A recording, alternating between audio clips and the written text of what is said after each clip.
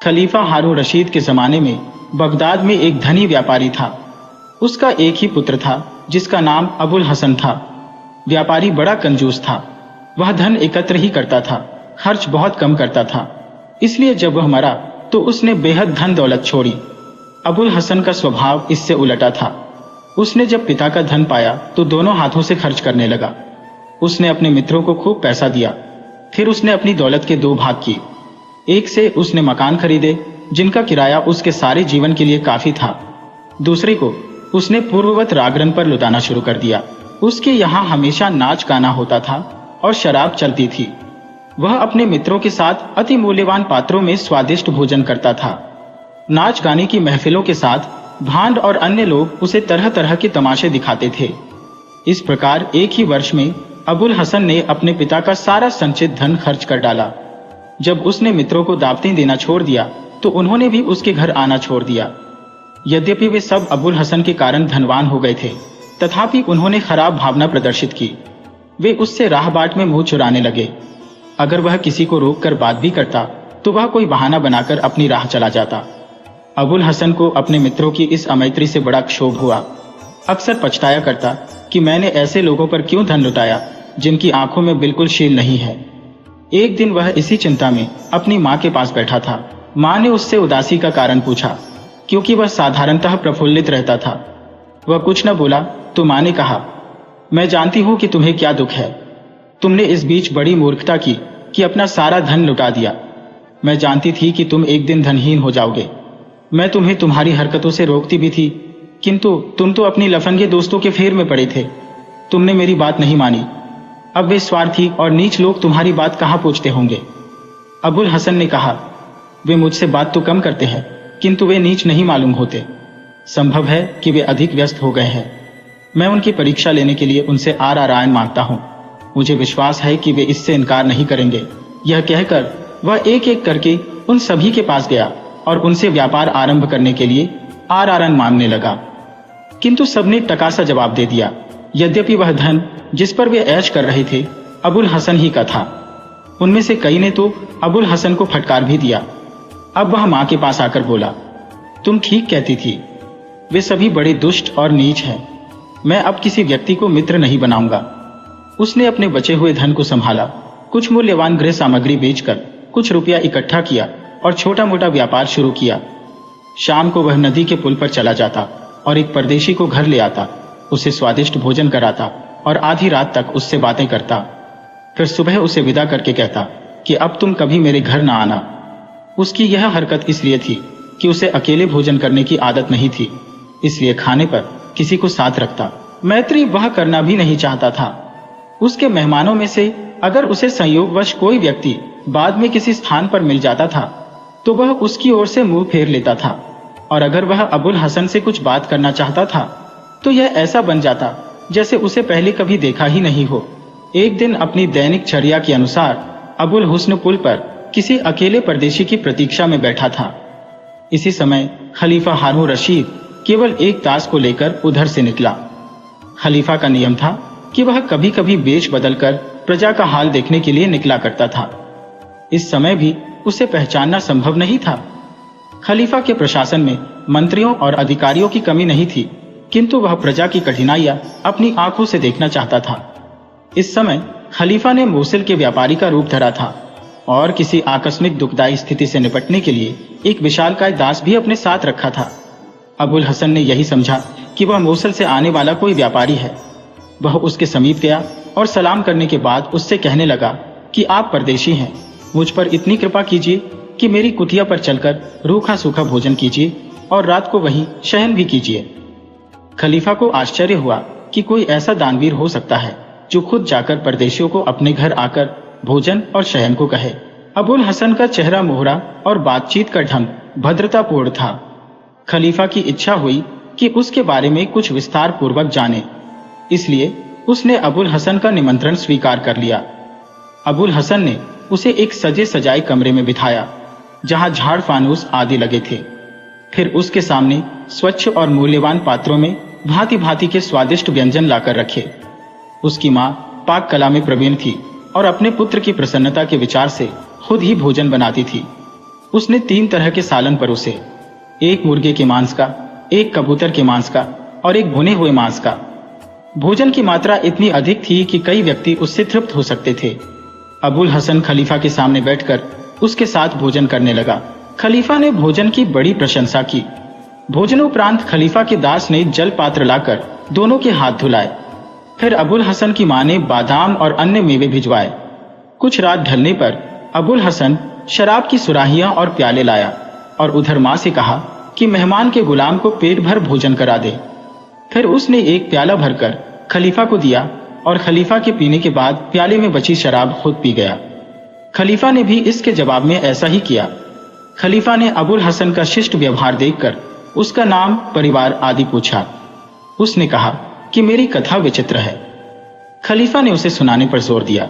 अबुल हसन बोला, मेरा नाम अबुल हसन है।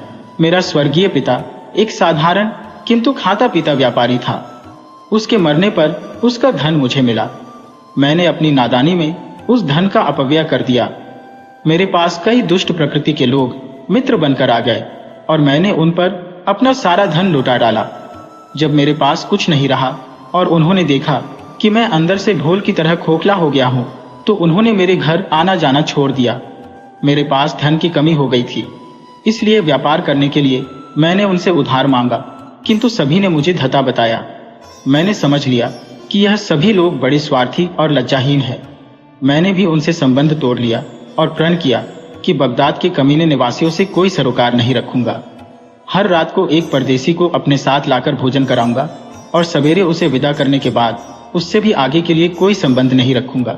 इसी तरह मैं आज तुम्हें लाया हूं। खलीफा अबुल हसन की बातों से बहुत खुश हुआ। उसने कहा, भाई, तुमने यह बड़ा अच्छा किया कि ऐसे स्वार्थी और नीच मित्रों का साथ छोड़ दिया। अब तुम वास्तव में सुख से होंगे। तुम्हारी यह आदत भी बड़ी अच्छी है कि एक विदेशी को केवल एक रात के लिए मेहमान बनाते हो, फिर उससे कोई संबंध नहीं रखते। सच पूछो तो मुझे तुम्हारे भाग्य पर ईर्ष्या हो रही है। फिर वह काफी देर तक मैत्री वार्ता और हंसी मजाक करते रहे। फिर खलीफा ने कहा, अब सोना चाहिए क्योंकि कल मुझे बहुत दूर की यात्रा करनी है। मैं सुबह तुम्हारे जागने के पहले चला जाऊंगा, किंतु तुमने बड़ी सुंदरता से मेरा आतिथ्य सत्कार किया है। मैं चाहता हूं कि तुम्हारे एहसान का बदला दूं। तुम्हारी कोई इच्छा हो तो कहो। अबुल हसन ने कहा, मुझे भगवान ने मेरी जरूरतों से ज्यादा दिया है। मेरी कोई इच्छा नहीं। मेरा तुम पर कोई एहसान नहीं है। परदेशियों का सत्कार करके मुझे खुद ही खुशी होती है। यह तो तुम्हारी कृपा है कि तुमने मुझे वह खुशी दी है। खलीफा ने कहा, फिर भी तुम्हारी कोई इच्छा तो होगी ही। अबुल हसन ने कहा, मेरी इच्छा सुनोगे तो मुझ पर हंसोगे और मुझे पागल समझोगे।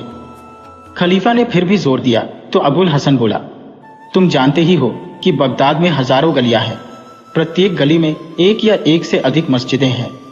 हर एक मस्जिद में एक मुअज्जिन होता है जो 5 वक्त नमाज के लिए अजान दिया करता है। इस गली की मस्जिद का मुअज्जिन एक बूढ़ा है। वह बड़ी दुष्ट प्रकृति का आदमी है और मोहल्ले वालों की हानि करके और उन्हें कष्ट देने के उपाय सोचता रहता है। उसकी 4 साथी भी हैं जो उसकी दुष्टता में उसका साथ देते हैं। वे उसी मुअज्जिन के घर में जाकर अपनी दुष्टतापूर्ण योजनाएं बनाते हैं। उन लोगों से सभी को कुछ न कुछ क्षति पहुंची है। मुझे भी उनकी वजह से परेशानी हो रही है। मुझे तो उन लोगों की सूरत देखकर भी घृणा होती है। खलीफा ने कहा, ये तो तुमने किस्सा बताया, अपनी इच्छा तो नहीं बताई। अबुल हसन बोला, अगर भगवान अपनी शक्ति से मुझे खलीफा हारून रशीद की तरह तख्त पर बिठा दे तो मैं इन 5 को यथोचित दंड दूंगा। खलीफा ने कहा, उन्हें क्या दंड दोगे? अबुल हसन बोला, बूढ़े को 400 कोड़े और उसके साथियों को 100-100 कोड़े लगवाऊंगा। खलीफा बड़ा विनोद प्रिय था। उसे मजाक का एक मौका मिला। उसने कहा, मित्र, मैं भी चाहता हूं कि ऐसे दुष्टों को ऐसा ही कठोर दंड मिले। ईश्वर की लीला अपरंपार है। कुछ असंभव नहीं कि तुम्हारी इच्छा पूरी हो और तुम 5 दुष्टों को यथोचित दंड दे सको। मैं तो व्यापारी मात्र हूं और वह भी परदेशी। मुझे अधिकार होता तो मैं उन लोगों को तुम्हारे हाथ से दंड दिलवाता। अबुल हसन ने कहा, तुम निश्चय ही मुझे पागल समझकर मेरा मजाक उड़ा रहे हो। भला मुझे ऐसा अधिकार कैसे मिल सकता है? खलीफा ने कहा, मैं मजाक नहीं उड़ा रहा। विशेषतः तुम्हारे जैसे उदार और शिष्ट व्यक्ति का कैसे मजाक उड़ाऊंगा जिसने मेरा ऐसा सत्कार किया है। खलीफा को तुम्हारी बात मालूम होगी, तो वह भी तुम्हारी बात का समर्थन करेगा। फिर खलीफा ने कहा, अब सोना चाहिए, बहुत रात हो गई है। अबुल हसन बोला, ठीक बातें हैं, यह थोड़ी सी शराब रह गई है, हम लोग उसे खत्म कर दें, फिर सोने के लिए जाए। हाँ, एक बात कहनी है, सवेरे तुम्हारी आंख खुले तो मुझसे विदा लिए बगैर चले जाना और दरवाजा बंद कर जाना। खलीफा ने कहा, अच्छी बात है, लेकिन एक बात मेरी चलेगी। अभी तक तुमने प्याले भर भर कर शराब पिलाई है, ये बाकी बची शराब मैं तुम्हें पिलाऊंगा। अबुल हसन ने मान लिया। खलीफा ने एक प्याला खुद पिया, फिर एक प्याला भरकर अबुल हसन को दिया और उसमें नजर बचाकर बेहोशी की दवा, जिसे वह अपने साथ लाया था, मिला दी। बेहोशी की दवा बहुत तेज थी, उसने फौरन अपना असर दिखाया। अबुल हसन ने खाली प्याला भी बड़ी कठिनाई से जमीन पर रखा, उसका सिर घुटनों में जा लगा। खलीफा यह देखकर खूब हंसा। फिर खलीफा ने अपने दास को बुलाया, वह भोजन करके आज्ञा की प्रतीक्षा में खड़ा ही था। खलीफा ने कहा, इस आदमी को उठाकर कंधे पर रखकर ले चल और इस मकान को अच्छी तरह पहचान ले। जब मैं आदेश दूं तो महल से इस आदमी को इसी तरह लाकर इसी जगह छोड़ जाना। दास ने आसानी से अबुल हसन को कंधे पर लाद लिया और खलीफा ने चलते समय मकान का दरवाजा बंद कर दिया। महल में जाकर वह दास को लिए हुए चोर दरवाजे से अंदर पहुंचा। वहां 20 दास दासियां खलीफा के शयन कक्ष के बाहर उसकी प्रतीक्षा में थे। खलीफा ने आज्ञा दी, इस आदमी को मेरे जैसे शयन वस्त्र पहनाओ और मेरे पलंग पर सुलाओ। तुम सब लोग रात भर जागते रहो। सुबह जागने के समय तुम लोग उसी प्रकार इसे प्रणाम आदि करना जैसे मुझे करते हो। इसकी आज्ञा का पालन भी यथावत करना और इसे खलीफा कहकर संबोधित करना। उन सबों ने कहा, बहुत अच्छा, हम ऐसा ही करेंगे। फिर खलीफा बाहर आया और उसने मंत्री को उसके घर से बुलाकर कहा, मेरे पलंग पर सोए हुए इस आदमी को देख लो। कल यह मेरी राजसी वस्त्र पहनकर मेरी जगह सिंहासन पर बैठेगा। तुम सब लोग इसके साथ ऐसा ही बर्ताव करना जैसा मेरे साथ करते हो। मेरी कोष से जो कुछ इनाम वगैरह किसी को दिलाए फौरन दे देना और इसी तरह जो दंड किसी को दिलवाए वह भी देना। सवेरे सभी दरबारी इसका स्वागत ऐसे ही करें जैसा मेरा करते हैं। फिर उसने महल के प्रबंधक मसरूर को भी आदेश दिया कि हर सुबह जिस तरह मुझे नमाज पढ़ने के लिए जगाया करते हो वैसे ही इसे भी जगाया करना और अन्य व्यवहार भी ऐसे ही करना। यह आदेश देकर खलीफा बगल के एक कमरे में जाकर सो रहा। सुबह वह जल्दी ही जाग गया और पर्दे के पीछे छुपकर देखने लगा कि अबुल हसन क्या करता है और क्या बोलता है। उधर खलीफा के आदेशानुसार सारे कर्मचारी और दास दासियां खलीफा के अपने शयन कक्ष में अबुल हसन की सेवा के लिए एकत्र थे। जब नमाज का समय हुआ तो मसरूर ने, जो अबुल हसन के सिरहाने खड़ा हुआ था, उसकी नाक के नीचे सिरके में भीगा हुआ स्पंज रखा। सिरके की तेज गंध से अबुल हसन को छींक आई और उसने खखार कर बलगम निकालना चाहा तो एक दासी ने आगे बढ़कर उसे एक सोने के उगालदान में ले लिया। यह इसलिए किया जाता था कि नीचे बिछे हुए मूल्यवान कालीन गंदे न हो जाए और खलीफा को नित्य प्रति इसी तरह सिरके में डूबा स्पंज सुंघाकर जगाया जाता था ताकि वह उठकर नमाज पढ़े। अबुल हसन ने आंखें खोलकर अतिशय सुसज्जित शयन कक्ष देखा जिसमें कीमती पर्दे लगे थे और जिसकी दीवारों और छत पर रंग बिरंगी सुंदर चित्रकारी की हुई थी।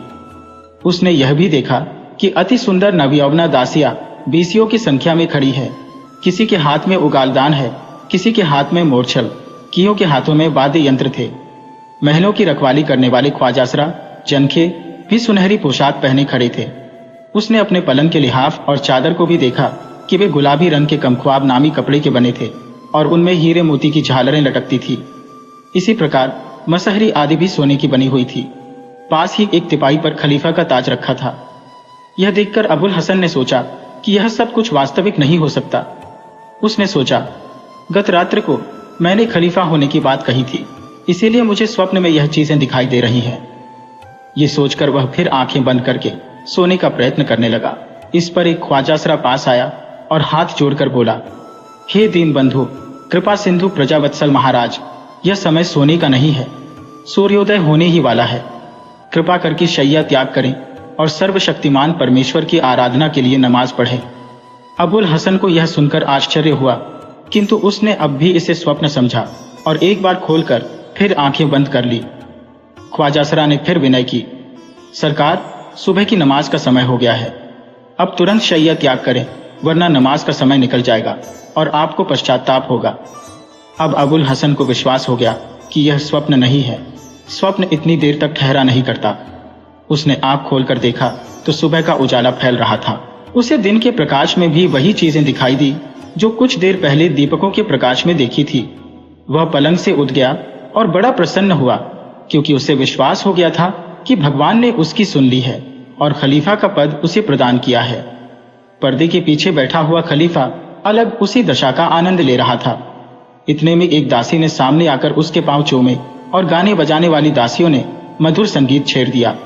संगीत की लहरियों ने उसे आत्मविस्मृत कर दिया और वह सोचने लगा कि यह सब क्या हो रहा है। उसने आंखों पर हथेलियां रखी और सोचने लगा कि यह सुनहरे वस्त्र पहने हुए दास और यह मनमोहिनी नवयौवना दासिया और यह मधुर संगीत क्या है और कहां से आ गया। यह भी स्वप्न तो नहीं है। ये सोचकर वह अपनी आंखों पर हथेलियां रगड़ने लगा। इतने में ख्वाजा सरा मसरूर आया और सिर झुकाकर बोला, सरकार, क्या कारण है कि आज आपने नमाज अदा नहीं की? क्या रात को आपकी नींद में व्याघात हुआ था? क्या भगवान न करे आपका शरीर कुछ अस्वस्थ है?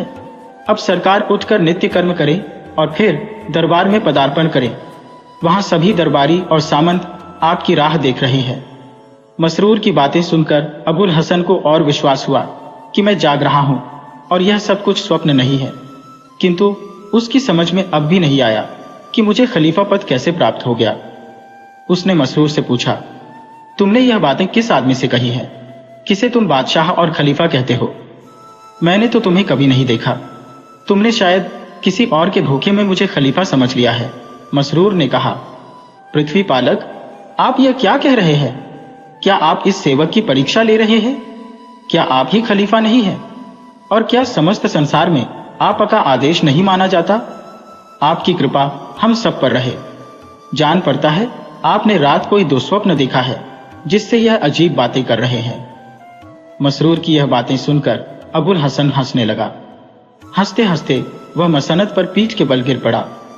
खलीफा को भी जोरों की हंसी आई और वह ठट्ठा मारकर हंसने वाला ही था कि उसने यह सोचकर अपनी हंसी दबा ली कि कहीं अबुल हसन आवाज न पहचान पाए। अबुल हसन बहुत देर तक हंसता रहा। फिर वह उठ बैठा और एक लड़के को, जिसका रंग मसरूर की तरह काला था, बुलाकर पूछने लगा कि सच बता, मैं कौन हूं? उसके लड़के ने सविनय निवेदन किया कि आप खलीफा हैं। अबुल हसन ने कहा, तो बड़ा झूठा है, इसी कारण तेरा रंग काले कुत्ते जैसा हो गया है। लड़के ने कहा, सरकार, विश्वास कीजिए कि मैं झूठ नहीं बोल रहा हूं, आप वास्तव में खलीफा हैं। अबुल हसन की समझ में अब भी नहीं आ रहा था कि यह सब लोग क्या कह रहे हैं। उसे फिर स्वप्न देखने का संदेह हुआ। उसने पास खड़ी हुई एक दासी से कहा, हाथ बढ़ाकर मेरा हाथ अपने हाथ में ले और दांतों से मेरी उंगली का पोर काट। दासी तो यह जानती थी कि खलीफा छुप कर सारी बातें देख रहा है। वह आगे बढ़ी और उसने अबुल हसन की उंगली का पोर धीमे से दांत के तले दबाया। कष्ट हुआ तो अबुल हसन ने अपना हाथ खींच लिया और कहा, हे भगवान, मैं रातों रात ही खलीफा किस तरह बन गया। फिर उसने एक बार और दासी से पूछा, तुझे भगवान की सौगंध है, सच कह कि क्या मैं वास्तव में तेरा स्वामी और खलीफा हूं? उसने कहा, निस्संदेह आप हमारे स्वामी खलीफा हैं। जब अबुल हसन उठने लगा तो एक दास ने उसको सहारा दिया। जब वह खड़ा हुआ तो सारे महल में जय घोष पड़ने लगा और सारे ख्वाजा सराओं और दासियों ने आगे बढ़कर दुआएं दी कि भगवान आज दिन भर आप पर प्रसन्न रहे।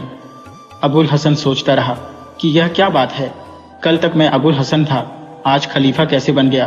कैसे मुझे अचानक ही यह महान पद मिल गया? फिर सेवकों ने उसे राजसी परिधान पहनाया और दरवाजे तक दोनों ओर पंक्तिबद्ध होकर खड़े हो गए। शाही महल के प्रबंध कर ख्वाजा सरा मसरूर उसके आगे चलता हुआ उसे दरबार तक ले गया। अबुल हसन दरबार के कक्ष के अंदर जाकर सिंहासन के समीप इस प्रतीक्षा में खड़ा हो गया कि उसे सिंहासन पर चढ़ाया जाए। दो बड़े सरदारों ने उसकी बाह पकड़कर सहारा दिया और उसे तख्त पर बिठा दिया। वह ज्यों ही तख्त पर बैठा कि चारों ओर से सलामी की आवाजें उठने लगी। वह यह जय घोष सुनकर बड़ा प्रसन्न हुआ। उसने अपने दाएं बाएं निगाह डाली तो देखा कि राज्य के बड़े बड़े सरदार सिर झुकाए और हाथ बांधे खड़े हैं। उसने एक एक करके सारे सरदारों का अभिवादन स्वीकार किया। फिर राज्य का मंत्री, जो सिंहासन के पीछे खड़ा था और दरबार का इंतजाम देख रहा था, अबुल हसन के सामने आया और फर्शी सलाम करके उसे दुआ देने लगा। भगवान आपको लाखों बरस की उम्र दे और सदैव अपनी कृपा आपके ऊपर बनाए रखे। भगवान करे कि आपके मित्र और शुभचिंतक सुखी और आपके शत्रु परास्त रहे। यह सब देखकर अबुल हसन को पूर्ण विश्वास हो गया कि मैं स्वप्न नहीं देखता, वास्तव में खलीफा बन गया हूँ। फिर मंत्री ने उससे कहा कि महल के बाहर सेना पंक्तिबद्ध खड़ी है, आप उसका निरीक्षण करें। अबुल हसन सारे सरदारों के साथ बाहर गया और उसने एक ऊंचे चबूतरे से फौज की सलामी ली। वह फिर दरबार में वापस हुआ और मंत्री ने प्रजा के आवेदन पत्र उसके सामने पेश किए। उनकी समझ में जैसा आया उसे वैसा ही फैसला किया। फिर मंत्री ने राज्य के समाचार सुनाने शुरू किए। अभी यह समाचार पूरे नहीं हुए थे कि अबुल हसन ने शहर के कोतवाल को बुलाया। वह आया तो उसे अपनी गली का नाम बताकर कहा, तुम सिपाहियों को लेकर वहां जाओ। वहां की मस्जिद में एक बूढ़ा मुअज्जिन है, उसे तलवे ऊपर करके उन पर 400 डंडे लगवाओ और उसके 4 साथियों को 100 कोड़े लगवाओ। फिर उन सबों को ऊंट पर पीछे की ओर मुंह करवाकर नगर भर में फिराओ और ऐलान कराते जाओ कि जो लोग अपने पड़ोसियों को दुख पहुंचाते हैं उनका यही परिणाम है। इसके बाद 5 आदमियों को नगर से निष्कासित करो। कोतवाल ने जाकर चुपके से खलीफा से पूछा तो उसने इसकी अनुमति दे दी, क्योंकि उसे अबुल हसन पहले से उन सभी की दुष्टों की बातें बता चुका था। कोतवाल यह आदेश पाकर अबुल हसन की गली में गया और दरबार में आकर सूचना दी कि मैंने खलीफा का आदेश पूरा कर दिया है। अबुल हसन ने मुस्कुराकर उससे कहा, हम तुम्हारी मुस्तैदी से बहुत खुश हुए।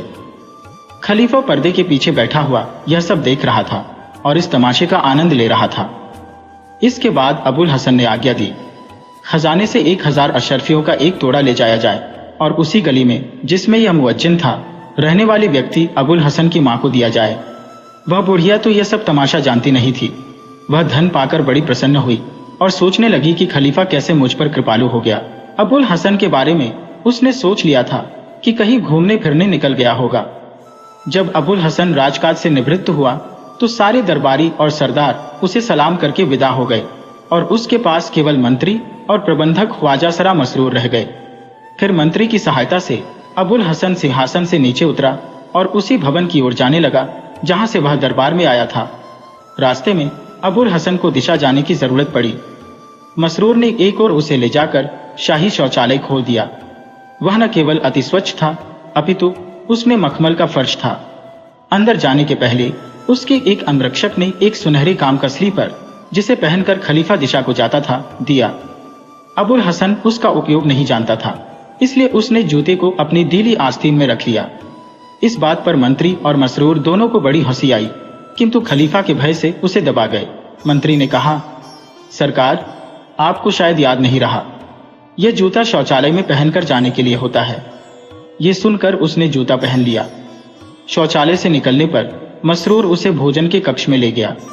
उसके पहुंचते ही वहां का द्वार खोल दिया गया और सेवकगण गाने वालियों को बुलाने चले गए। जब वह भोजन करने को तैयार हुआ तो गाने वालियों ने मधुर स्वर में गाना बजाना शुरू कर दिया। अबुल हसन को यह सब देखकर अति प्रसन्नता हुई और वह सोचने लगा कि मैं कहीं स्वप्न तो नहीं देख रहा। फिर उसने कहा कि यह स्वप्न नहीं हो सकता, स्वप्न इतना लंबा नहीं होता। मुझे अभी तक यह वहम था कि मैं खलीफा नहीं हूँ, कोई और हूँ, किंतु वास्तविकता यह है कि मैं ही खलीफा हूँ, क्योंकि मैंने दंड और दान के जो आदेश दिए सब पर कार्य हुआ। उस स्थान पर ढेर सारे सोने चांदी के बर्तन थे और 7 सुंदर दासियां उसके समीप गाना बजाना कर रही थी। छत में अति सुंदर 7 झाड़ लगे थे जिनमें कपूर की बनी मोमबत्तियां जल रही थी। फर्श पर चमचमाते भोजन पात्र रखे थे और कोनों में 7 सुनहरी अंगीठियों में भांति भांति की सुगंधियां जलाई जा रही थी और सुंदर वस्त्रिभूषण पहने 7 दासियां उसकी सेवा के लिए खड़ी थी। उनके हाथों में मोरछल और हल्के पंखे थे जिनके हाथों में रत्न जड़े हुए थे। अबुल हसन यह सब देखकर खुश हो रहा था। फिर वह भोजन के आसन पर बैठा। उसके बैठते ही 7 दासियां मोरछल और पंखियां चलने लगी। अबुल हसन उन्हें देखकर खुश हुआ। वह बोला, तुम लोगों में से हर एक बारी बारी से मोरछल हिलाए और बाकी मेरे साथ बैठकर खाए। चुनांचे उसने 3 को अपनी दाईं और 3 को बाईं ओर बिठा लिया। वे उसके आदेश पर बैठ तो गईं, किंतु खलीफा के भय से उन्होंने भोजन को हाथ नहीं लगाया। अबुल हसन ने देखा तो मुस्कुराकर बोला, तुम लोग खाना क्यों नहीं खा रही हो? वे सब चुप रही। फिर उसने उनके नाम पूछने शुरू किए।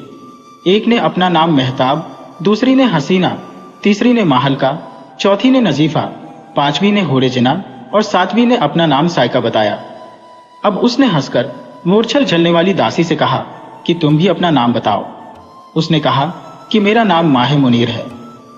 खलीफा यह सब तमाशे देखकर आनंद ले रहा था कि एक बाहरी अनाड़ी व्यक्ति खलीफा बनकर किस तरह व्यवहार करता है। जब अबुल हसन ने भोजन से हाथ खींचा तो प्रतीक्षारत सेवकगण जल्दी से आगे आए। एक ने उसके हाथों के नीचे चलमची रखी और दूसरे ने पानी धार डालकर उसके हाथ धुलाए। भोजन से निवृत्त होने पर सेवकगण उसे कक्ष में ले गए, जहां उसे मसनद पर बिठा दिया गया। इस कक्ष की सजावट भोजन कक्ष से अधिक थी। उसमें छत से 7 कंदीलें लटक रही थी, जिनमें लाल जड़े हुए थे और उनके अंदर कई कई बत्तियां जल रही थी। उसकी दीवारों पर कुशल कारीगरों द्वारा बनाए गए प्राकृतिक दृश्यों के रंगीन चित्र अंकित थे। उनके नीचे सूखे मेवों और ताजे फलों की 7 कश्तियां लगी थी। वहां भी अति सुंदरी 7 दासियां और वे परम सुंदरी थी। अबुल हसन उन पर भी मोहित हो गया और सबसे उनके नाम पूछने लगा और अपने हाथ से उन्हें मेवे खिलाने लगा। फिर मसरूर उसे तीसरे कमरे में ले गया। वहां पर 7 समूह गाने वालियों के थे। ये गायिकाएं पिछली सभी गायिकाओं से अधिक कुशल थी।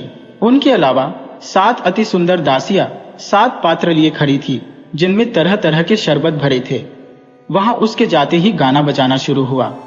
उसने थोड़ा थोड़ा शरबत छककर दासियों से कहा कि तुम्हें जो शरबत पसंद हो वह पी लो। उसने इन दासियों से भी नाम पूछे और उनके बताने पर खूब खुश हुआ। वह बहुत देर तक उनसे हास परिहास भी करता रहा। खलीफा भी छुपे छुपे उसकी सारी हरकतें देखता रहा और मजे लेता रहा। सूर्यास्त होने पर ख्वाजासरा मसरूर अबुल हसन को चौथे कमरे में ले गया। वह भी वैसा ही सजा हुआ था जैसे और कमरे थे, बल्कि उनसे भी कुछ अधिक ही सजा हुआ था। इसमें हीरों जड़े 7 फानूस थे, जिनमें कपूर की बनी मोमबत्तियां जल रही थी, और यह बत्तियां इतनी अधिक थी कि कमरे में दिन जैसी रोशनी हो रही थी। कमरे के बाहरी दालान में गायिकाओं और वादिकाओं के 7 समूह बैठे हुए थे और अपनी अपनी कला का वे सभी प्रदर्शन कर रही थी। वास्तव में वे अपनी अपनी कलाओं में इतनी पारंगत थी कि संसार में शायद कोई कलाकार उनकी स्पर्धा करने के योग्य नहीं होगा। उन गायिकाओं के अतिरिक्त बहुत सी अति सुंदर दासियां, जिनमें से हर एक अपने रूप से पूर्ण चंद्र को लजाने वाली थी, बहुमूल्य वस्त्राभूषण पहनी खड़ी थी।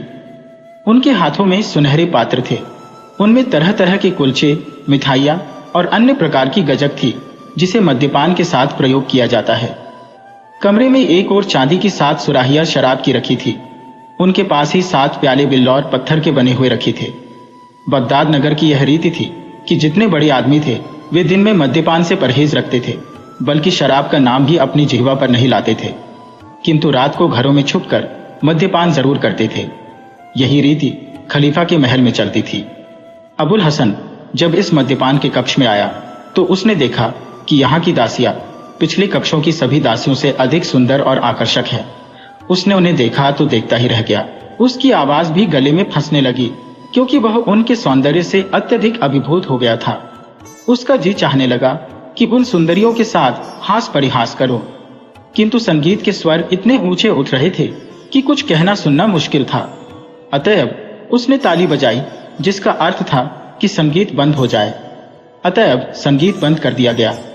अबुल हसन ने अपने पास खड़ी हुई एक दासी को हाथ पकड़कर अपने समीप बिठाया और पूछा कि तुम्हारा नाम क्या है।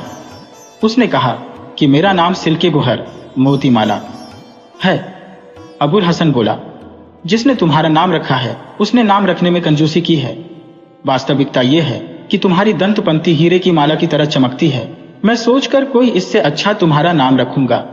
अब तुम अपने कोमल हाथों से भरकर मुझे मद्य का एक प्याला दो, ताकि मैं तुम्हारे मुख की ओर देखता हुआ उसे पीऊं। सिल्के गुहर ने तुरंत ही स्वच्छ और सुगंधित मदिरा से भरकर एक प्याला अबुल हसन को दिया, जिसे उसने तुरंत ही खाली कर दिया। फिर अबुल हसन ने उससे कहा कि एक प्याला शराब तुम भी पियो। सिल्के गुहर ने उसके आदेश पर एक प्याला भरकर पी लिया। शराब पीकर सिल्के गुहर ने एक अति नवीन राग बांसुरी पर गाया। इस राग को सुनकर अबुल हसन झूमने लगा। इसके बाद अबुल हसन ने अपने हाथ से उसे एक फल खिलाया और दूसरी दासी को अपने पास बिठाकर उससे उसका नाम पूछा। उसने कहा कि मेरा नाम महाजबी चंद्रमा सदृश माथे वाली है। अबुल हसन बोला, तुम्हारा भी नाम इससे अधिक सुंदर होना चाहिए था, क्योंकि तुम्हारी आंखें चंद्रमा से भी अधिक प्रकाशवान है। उसने उसके हाथ से भी शराब पी और उसे पीने को कहा और उसे भी फल खिलाया। इसी प्रकार उसने 7 दासियों के हाथ से मदिरा पी और पिलाई और उसे काफी नशा हो गया और उसकी आंखें बंद होने लगी। अब पर्दे के पीछे छुपे हुए खलीफा ने सिल्के गुहर नाम की दासी को इशारा किया। दासी ने एक प्याला शराब का भरा और उसमें बेहोशी की दवा डालकर अबुल हसन के सामने लाई और बोली, हुजूर, अब इस रात का आखिरी जाम मेरे हाथ से पिए। इसके बाद मैं एक राग सुनाऊंगी। वह राग मैंने आज सुबह ही बनाया है और अभी तक किसी और ने उसे नहीं सुना है। अबुल हसन ने एक ही सांस में सारा प्याला पी लिया। दासी ने बांसुरी लेकर वह राग बजाया जिसे उसने नवीनतम राग कहा था। दिपात अबुल हसन ने उसे पसंद किया और दोबारा सुनाने को कहा। जब दासी ने दोबारा वह राग सुनाया तो अबुल हसन ने चाहा कि उसकी प्रशंसा करे, किंतु उस पर बेहोशी की दवा का पूरा असर हो गया, इसलिए उसके मुंह से आवाज न निकल सकी और वह मुंह खोलकर रह गया। उसकी आंखें बंद हो गईं और उसके हाथ पांव ऐसे ढीले हो गए जैसे किसी गश खाए हुए आदमी के हो जाते हैं। उसके हाथ से मद्यपान गिरने लगा जिसे एक दासी ने दौड़कर संभाल लिया। अबुल हसन बेहोश हो गया तो खलीफा पर्दे के पीछे से निकल आया। उसने अबुल हसन के शाही वस्त्र उतरवाए और उसके अपने कपड़े उसे पहनवा दिए। फिर उसने उसी विशालकाय दास को आदेश दिया कि इसे इसके घर में लिटा आ और वापसी में द्वार खुला छोड़ देना। वह उसे उठाकर महल के छोर दरवाजे से निकला और जैसा खलीफा ने कहा था वैसा ही किया। खलीफा ने वहां उपस्थित लोगों को कहा, यह आदमी भगवान से प्रार्थी था कि एक दिन के लिए खलीफा बन जाओ तो गली के मुअज्जिन और उसके साथियों को दंड दो। मैंने इसे यह अवसर दे दिया। सुबह बेहोशी दूर होने पर जब अबुल हसन की आंख खुली तो उसे आश्चर्य हुआ कि मैं इस साधारण घर में किस तरह आ गया। वह महल की दासियों, सिल्के गुहर, मेहताब आदि को आवाज देने लगा कि तुम कहाँ मर गई हो, मेरी सेवा के लिए क्यों नहीं आती। जब कोई न बोला तो वह बड़ी ऊंची आवाज में उन्हें बुलाने लगा और नाराज होकर अनाप शनाप बकने लगा। उसकी माँ यह चीख पुकार सुनकर दौड़ी आई और उससे कहने लगी, बेटे तुझे क्या हो गया है, तू किस पर बिगड़ रहा है। अबुल हसन ने बड़े घमंड से उसकी तरफ देखा और कहा, श्रीमती जी, आप किसे अपना बेटा कह रही है। माँ ने कहा, तो ही मेरा बेटा अबुल हसन है और किस आदमी को मैं बेटा कहूंगी। यह अजीब बात है कि 24 घंटे के अंदर तू मुझे भूल गया। अबुल हसन ने सहूलियत से कहा, देवी जी, तुम्हें कुछ भ्रम हुआ है। मैं अबुल हसन नहीं हूं, मैं खलीफा हूं। उसकी माँ ने कहा, हाय हाय बेटे, तुम कैसी बातें कर रहे हो, तुम अबुल हसन नहीं हो। अबुल हसन बोला, तुम बकवास की ही चली जाती हो, मैं खलीफा हूं और तुम मुझे अपना बेटा समझती हो। गुड़िया ने कहा, धीरे बोलो बेटे, इतनी बड़ी बात मुंह से नहीं निकालते, बगदाद के लोग तुम्हें पागल समझेंगे और तुम्हारी पिटाई कर देंगे। अबुल हसन ने कहा, खूब बातें करती हो तुम, पहले मुझे अपना बेटा बनाया, अब कह रही हो कि मैं पागल हूं। मैं तुमसे कहता हूं कि मैं पागल नहीं हूं, मैं अपने पूरे होश हवास में हूं। मैं खलीफा हूं जिसे सब लोग अपने भूलोक का स्वामी कहते हैं और जिसके अधीन दुनिया के सभी राजा महाराजा हैं। माँ बोली, हाय भगवान, मैं क्या करूं, तुम्हारे सिर पर कोई भूत प्रेत सवार हो गया है या खुद शैतान तुम्हें बहका रहा है। भगवान तुम्हारी रक्षा करें। देखो, तुम अबुल हसन हो, तुम मेरी कोख से इसी घर में पैदा हुए हो। यहाँ की हर एक चीज को देखो और पहचानो। इसी घर पर तुम्हारा राज है, सारी दुनिया पर नहीं। खलीफा का पद तुम्हें न मिला है, न मिल सकता है। अबुल हसन कुछ देर माथे पर हाथ धरकर सोचता रहा, जैसे कि कोई भूली हुई बात याद कर रहा हो। फिर धीरे धीरे बड़बड़ाने लगा, हो सकता है कि इस बुढ़िया की बात ठीक हो, यही मेरी माता हो और मैं खलीफा न होकर अबुल हसन हूं। फिर चौंक कर कहने लगा, नहीं नहीं, यह नहीं हो सकता। न जाने मेरे मन में यह तुच्छ विचार कैसे आ गया कि मैं खलीफा नहीं बल्कि अबुल हूं। गुड़िया ने सोचा कि शायद इसने कोई दुःस्वप्न देखा है जिससे अभी तक अच्छी तरह जाग नहीं सका है। उसने प्यार से पूछा, बेटे, क्या तुमने रात को कोई स्वप्न देखा है जो ऐसी बातें कर रहे हो? तुम्हें खलीफा बनने की खपत क्यों है? अबुल हसन ने डांट कर कहा, बुढ़िया, जबान संभाल कर बोल। क्या तेरा दिमाग फिर गया है कि खलीफा को अपना बेटा बना रही है और बकवास करती ही जा रही है? इसके अलावा खलीफा की शान में गुस्ताखी भी करती जा रही है। बुढ़िया ने दुखी होकर कहा, बेटा, भगवान के लिए ऐसी बातें न करो। क्या तुमने गली के मुअज्जिन और उसके साथियों का हाल नहीं सुना कि उन्हें कैसी कड़ी सजा दी गई? मुअज्जिन को 400 कोड़े लगे, और उसके 4 साथियों को 100-100 और फिर उन सबों को पीछे की ओर मुंह करके ऊंट पर बिठाकर शहर में घुमाया गया और फिर शहर से निकाल दिया गया।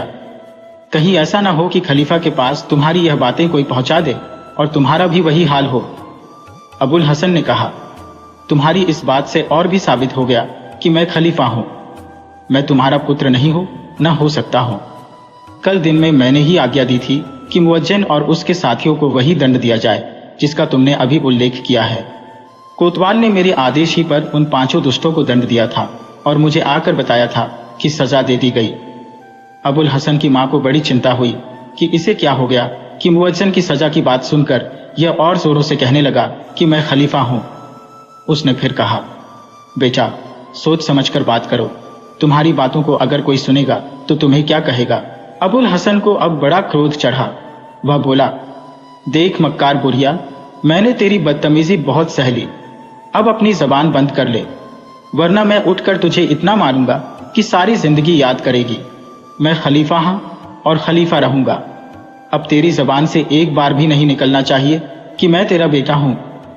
उसकी मां यह देखकर रोने लगी कि लड़के का पागलपन बढ़ता ही जा रहा है। अबुल हसन को यह देखकर और गुस्सा आया। वह अपने बिस्तर से उठा और उसने हाथों में एक छड़ी ले ली और बुढ़िया से घुड़क कर कहने लगा, बोल, अब क्या कहती है? मैं कौन हूं, खलीफा या तेरा बेटा? उसने कातर दृष्टि से देखकर कहा, तुम मेरे बेटे हो, खलीफा कैसे हो जाओगे? तुम अबुल हसन हो, तुम्हें मैंने जन्म दिया है और दूध पिलाया है। खलीफा के पद पर तो सिर्फ हारून रशीद है, जिनकी हम दोनों और दूसरे लोग प्रजा है। वे सारे राजाओं की सर्वेसर्वा है। अभी कल ही उन्होंने कृपा करके मेरे पास 1000 अशरफियों का तोड़ा भिजवाया था। अशरफियों के नाम पर अबुल हसन को खलीफा होने का और भी निश्चय हो गया। उसने अपनी मां से कहा, धूर्त स्त्री, तू बड़ी कृतज्ञ है।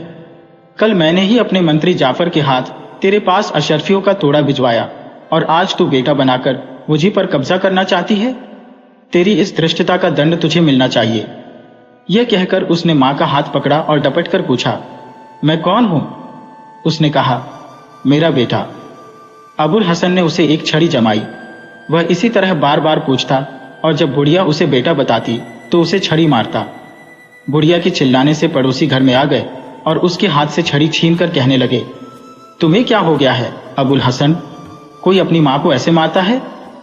अबुल हसन ने लाल आंखें करके उन्हें देखा और कहा, तुम क्या बक रहे हो? अबुल हसन कौन है? पड़ोसी यह सुनकर परेशान हुए और बोले, तुम ही हो अबुल हसन, और कौन होगा? हम तुम्हारे पड़ोसी हैं। यह तुम्हारा घर है और यह तुम्हें जनने वाली तुम्हारी मां है। अबुल हसन चीखा, बकवास बंद करो तुम लोग। मैं इस दुष्ट स्त्री को जानता भी नहीं। मैं तुम्हें भी नहीं जानता। मैं खलीफा हूं। खलीफा के भी कहीं पड़ोसी होते हैं? पड़ोसियों ने समझ लिया कि अब यह पागल हो गया है और इससे अधिक बातचीत की तो यह हमसे भी मारपीट करेगा।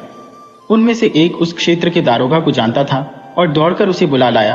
अबुल हसन ने दारोगा से डांट डपट की तो उसने उसे 2-4 चाबुक चढ़ दिए और जब अबुल हसन भागने लगा तो उसे सिपाहियों ने पकड़ लिया। पुलिस वाले उसके हाथों में हथकड़ी और गले में जंजीर डालकर ले चले। रास्ते में सिपाही उसे घूंसों और थप्पड़ों से मारते जाते थे, जैसे पागल आदमियों को काबू में रखने के लिए किया जाता है। बेचारा अबुल हसन हैरान था कि मेरा मस्तिष्क तो ठीक है, ये लोग मुझसे उन्मत्तों जैसा व्यवहार क्यों कर रहे हैं? फिर भी उसकी समझ में कुछ ना आया। दारोगा ने उसे हवालात में बंद कर दिया। रोजाना 40-50 कोड़े उस पर पड़ते। 3 सप्ताह तक उसे इसी हालत में रखा गया। दारोगा रोज उसे पूछता कि तू कौन है, और वह जब स्वयं को खलीफा बताता तो उस पर कोड़े पड़ते। उसकी मां रोज हवालात में जाकर देखती और उसकी दशा पर आंसू बहाती। अबुल हसन दिनों दिन सूखता जा रहा था। रात दिन उसे मार और अपमान से शारीरिक और मानसिक कष्ट रहता था। उसकी पीठ और बाजुओं पर मार के कारण काले नीले निशान पड़ गए थे और जगह जगह से खाल भी उधड़ गई थी। वह बराबर रोता रहता था, लेकिन उसकी मां की हिम्मत उससे बात करने की नहीं होती थी कि कहीं उसका पागलपन बढ़ न जाए। जब अबुल हसन ने चुप रहना शुरू किया तो उसकी मां ने सोचा कि इससे बात करूं, शायद वह कुछ संभला हो। उधर वह बराबर सोचता था कि मैं किस बात को सपना समझूं और किसे सच। वह सोचने लगा था कि महल और दरबार की सारी बातें स्वप्न ही होंगी। स्वप्न की बात न होती तो इतने दिन मेरी यह दुर्दशा क्यों होती और मेरे 1000 आवाज देने पर भी मेरी दासिया और दास क्यों न आते। साथ ही वह यह भी सोचता कि अगर वह सब सचमुच सपना था तो मेरी आज्ञा से मंत्री ने मेरी माँ को अशरफिया क्यों दी और कोतवाल ने मुअज्जिन को और उसके साथियों को दंड क्यों दिया। वह बहुत सोचता कि असलियत क्या है, उसकी समझ में कुछ नहीं आता था। किंतु इस द्विविधा का परिणाम यह हुआ कि उसने स्वयं को खलीफा कहना छोड़ दिया। ऐसे ही जब एक दिन उसकी माँ उसे देखने आई तो उसने माँ को बड़े विनय पूर्वक प्रणाम किया। माँ यह देखकर खुश हुई और बोली, बेटा अब तुम्हारा क्या हाल है। वह निराधार विचार जिसने तुम्हारी यह दशा करवाई अब भी तुम्हारे मन में है या नहीं। अबुल हसन ने कहा, अम्मा, जो कुछ अपराध और जो कुछ दृष्टता मुझसे हुई उसे क्षमा कर दो। पड़ोसियों से जो दुर्व्यवहार मैंने किया उसके लिए उनसे क्षमा चाहता हूं और यह बात उन्हें बता देना। मैं खलीफा बिल्कुल नहीं हूं, मैं अबुल हसन हूं। तुम मेरी माँ हो और मैं तुम्हारा बेटा हूं। उसकी माँ यह सुनकर प्रसन्न हुई। उसने समझा कि बेटे का दिमाग ठीक हो गया है। वह कहने लगी, मेरे विचार से उस परदेशी के कारण यह सब हुआ जिसे तुम आखिरी बार घर लाए थे। वह जाते समय दरवाजा खुला छोड़ गया था जिससे शैतान ने आकर तुम्हें बहका दिया। अबुल हसन ने कहा, मैं तो समझता था कि मोसिल का वह व्यापारी द्वार बंद करके गया है, किंतु तुमने दरवाजा खुला देखा तो निश्चय ही शैतान ने आकर मुझे बहका दिया। अबुल हसन की मां ने दारोगा से कहा कि मेरा बेटा ठीक हो गया है, तो उसने उसे छोड़ दिया। अब फिर अबुल हसन पहले की तरह कारोबार करने और रोज शाम को एक परदेशी का आदर सत्कार करके सुबह उसे विदा देने लगा। एक दिन वह पुल पर नए मेहमान की खोज में बैठा था कि खलीफा फिर मोसिल के व्यापारी के वेश में उसी दास के साथ वहां आया। अबुल हसन उसे दूर से देखकर जान गया कि यह वही मोसिल का व्यापारी है जिसके कारण मुझ पर इतनी मुसीबतें पड़ी। यही दरवाजा खुला छोड़ गया था जिससे शैतान ने आकर मुझे बहका दिया। वह डरकर भगवान से प्रार्थना करने लगा कि इस बार इसकी लाई हुई मुसीबत से मुझे बचा। उसके पास आने पर अबुल हसन उसकी ओर से मुंह फेर कर नदी की लहरों की ओर देखने लगा। खलीफा उसे खोज ही रहा था और इसलिए पुल पर आया था। खलीफा का इरादा था कि एक बार फिर उसे महल में ले जाकर तमाशा देखे। उसे जासूसों से यह भी मालूम हो गया था कि 3 सप्ताह तक अबुल हसन को हवालात में मार पड़ी है और उसके कष्टों का यथोचित प्रतिकार भी करना चाहता था। इसलिए खलीफा जाकर उसके पास खड़ा हुआ और बोला, सलाम अलैकुम। अबुल हसन ने अभद्र होकर कहा, भार में जाए तुम्हारा सलाम अलैकुम। तुम अपनी राह लगो, क्यों मुझे परेशान कर रहे हो। खलीफा ने कहा, तुमने मुझे नहीं पहचाना? महीना भर हुआ कि तुमने अपने घर ले जाकर मेरी अभ्यर्थना की थी। अबुल हसन ने कहा, मुझे कुछ भी याद नहीं कि कब तुम मेरे घर आए थे। मैं तुम्हें नहीं जानता, अपनी राह चले जाओ। खलीफा ने समझा कि शायद यह इसलिए ऐसा व्यवहार कर रहा है कि एक व्यक्ति को एक ही बार ले जाने की प्रतिज्ञा कर चुका है। खलीफा ने कहा, आश्चर्य है कि तुम मुझे इतनी जल्दी भूल गए। ऐसा मालूम होता है कि तुम पर इस बीच कुछ ऐसी विपत्ति पड़ी है कि तुम बहुत उद्विग्न हो गए हो। अगर तुम मुझसे अपनी मुश्किल कहो तो मैं उसमें तुम्हारी सहायता का प्रयत्न करूं। अबुल हसन ने कहा, क्या सहायता करोगे? खलीफा ने आगे बढ़कर उसे गले लगा लिया और कहा, भाई, अगर मेरी वजह से तुम्हें कोई कष्ट हुआ तो मैं तुमसे उसके लिए क्षमा चाहता हूं। तुम्हें शिकायत है तो आज रात मैं तुम्हारे घर जरूर ठहरूंगा और तुम्हारी बात सुनकर तुम्हारी शिकायत दूर कर दूंगा। तुम्हारे घर का भोजन और मदिरा मुझे अब तक याद है और तुम्हारा सद्व्यवहार भी, इसलिए आज तो तुम्हें मेरा आतिथ्य सत्कार करना ही होगा। अबुल हसन ने कहा, भाई, मैंने पहले भी कहा और बार बार कहूंगा कि तुम चले जाओ। तुम अपना ये मायाजाल कहीं और फैलाओ। मैंने एक बार तुम्हें अपने घर ले जाकर बहुत दुख झेले हैं, अब और सहने की मुझ में शक्ति नहीं। भगवान के लिए मेरा पीछा छोड़ो। खलीफा ने उसे दोबारा गले लगाया और कहा, बड़े अफसोस की बात है कि मुझसे नाराज हुए चले जाते हो और इसका कारण भी नहीं बताते। तुम मुझे बताओ तो कि तुम पर मेरे कारण कौन सी मुसीबत पड़ी, मैं तुम्हें उसका पूरा बदला दूंगा। अबुल हसन बेचारा खलीफा की बातों में आ गया। उसने खलीफा को पास बिठा लिया। उसने विस्तार पूर्वक राजमहल का हाल कहा। खलीफा तो यह सब कुछ खुद ही करा और अपनी आंखों से देख चुका था। मजे लेकर सब सुनता रहा। अबुल हसन ने वह सारा वर्णन करके कहा, यह सपना मेरे मन में ऐसा समा गया है कि मैं खुद को खलीफा समझने लगा और इसके कारण लोगों से मुझे घोर अपमान सहना पड़ा और मैंने बड़ी मार खाई। उससे भी अधिक खेद मुझे इस बात का है कि मैंने उस मूर्खता में अपनी माँ पर हाथ उठाया। मैंने उसे गालियां भी दी और पड़ोसियों को भी भला बुरा कहा, और यह सब इसलिए हुआ कि तुमने मेरी बात नहीं मानी और जाते समय द्वार बंद नहीं किया, जिससे शैतान ने मुझे बहका दिया। खलीफा को तो सब मालूम था। अबुल हसन की बातें सुनकर जोरों से हंसने लगा। अबुल हसन और बिगड़ा और बोला, मैंने तो समझा था कि तुम्हें अपने काम पर पछतावा होगा, लेकिन तुम हंस रहे हो। तुम्हें मेरी बात का विश्वास नहीं है। यह कहकर उसने अपना कुर्ता उतार दिया। खलीफा ने काले निशान देखे तो बड़ी सहानुभूति प्रकट की और एक बार फिर उसे गले लगाकर कहा, भाई, मुझे तुम्हारी बात पर पूरा विश्वास हुआ। तुम्हारी दुर्दशा पर मुझे बड़ा खेद है। मैं अपनी गलती मानता हूं और उसका बदला भी दूंगा, लेकिन आज मैं तुम्हारा मेहमान अवश्य बनूंगा। यद्यपि अबुल हसन ने किसी व्यक्ति की दोबारा अभ्यर्थना न करने का प्रण किया था और इस आदमी के कारण उस पर घोर कष्ट भी पड़ा था, तथापि वह इस प्रकार उसके पीछे पड़ा कि अबुल हसन इनकार न कर सका और उसे लेकर अपने घर में आया। रास्ते में खलीफा ने कहा, तुम मुझ पर विश्वास रखो कि हर हाल में तुम्हारी भलाई की बात करूंगा। मैं तुम्हारा हित चिंतक हूं और तुम्हें मुझ पर किसी तरह का संदेह नहीं करना चाहिए। अबुल हसन ने कहा, चलो मान लिया, किंतु आज के बाद तुम कभी मेरे यहाँ आतिथ्य सत्कार की आशा न रखना। तुम्हारे कारण जो दुख मुझ पर पड़े हैं उन्हें भूल पाना मेरे लिए संभव नहीं है। खलीफा ने मुस्कुराकर कहा, भाई, बड़े अड़ियल आदमी हो। मैं इतनी देर से तुम्हारी दोस्ती का दम भर रहा हूं और तुम्हें विश्वास नहीं होता, लेकिन मैं तुम्हें विश्वास दिलाकर ही रहूंगा। वे लोग बातें करते करते अबुल हसन के घर पहुंचे। उसकी मां ने रोज की तरह भोजन का प्रबंध कर रखा था। खाने के बाद अबुल हसन की मां ने फल, शराब आदि भेजी। यह करके वह अपनी कोठरी में जाकर सो रही। इन दोनों ने खूब शराब पी। जब अबुल हसन को नशा चढ़ गया तो खलीफा ने उससे पूछा, तुम्हें किसी से प्रेम हुआ है?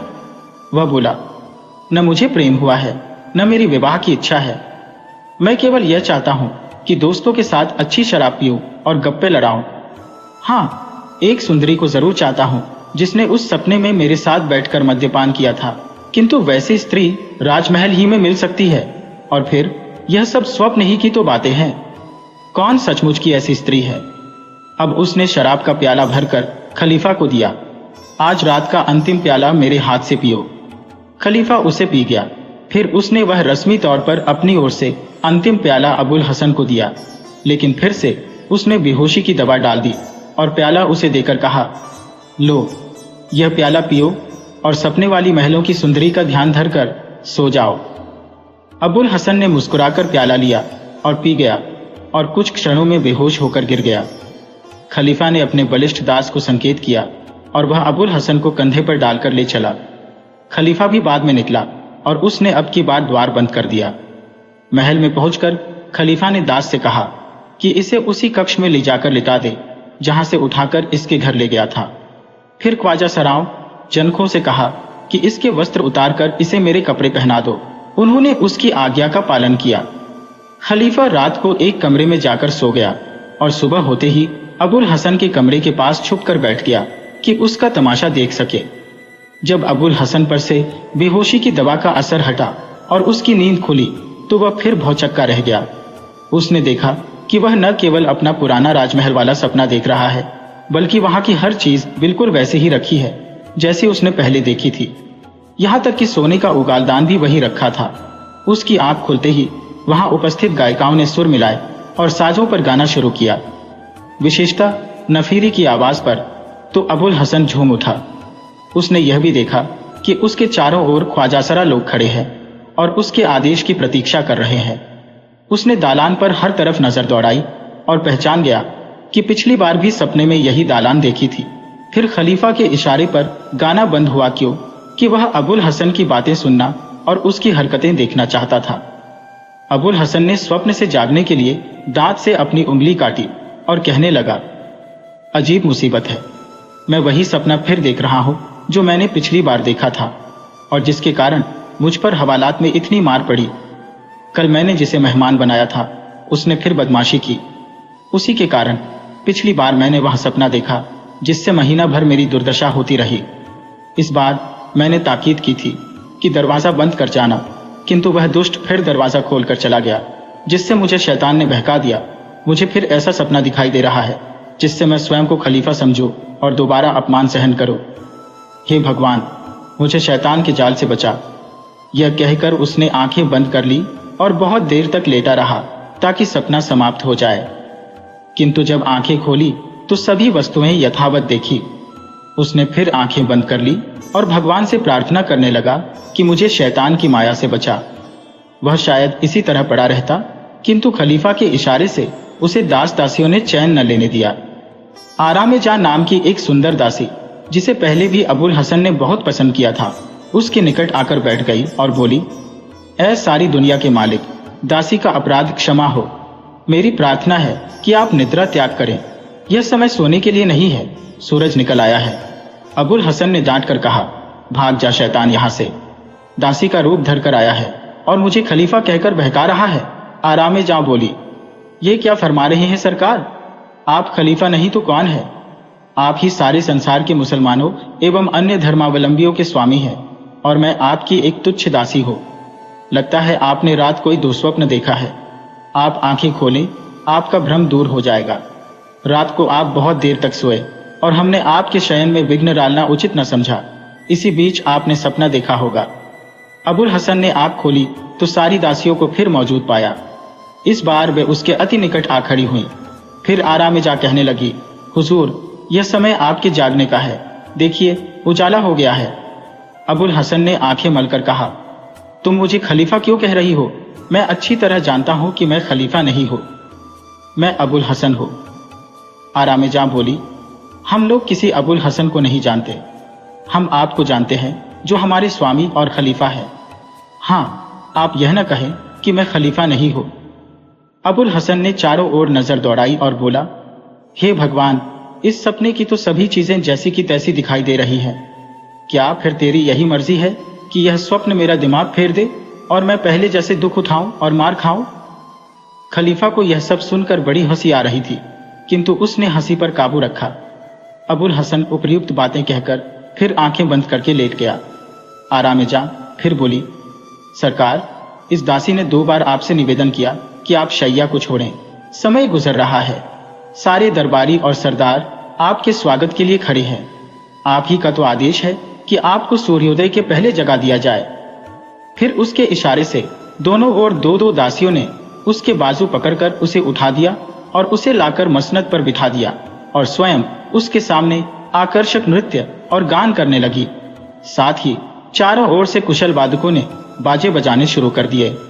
अबुल हसन ये सब देखकर सोचने लगा कि कहीं सचमुच तो ऐसा नहीं कि मैं वास्तविक खलीफा हूँ और मैंने हवालात में बंद होने और मार खाने का सपना ही देखा हो।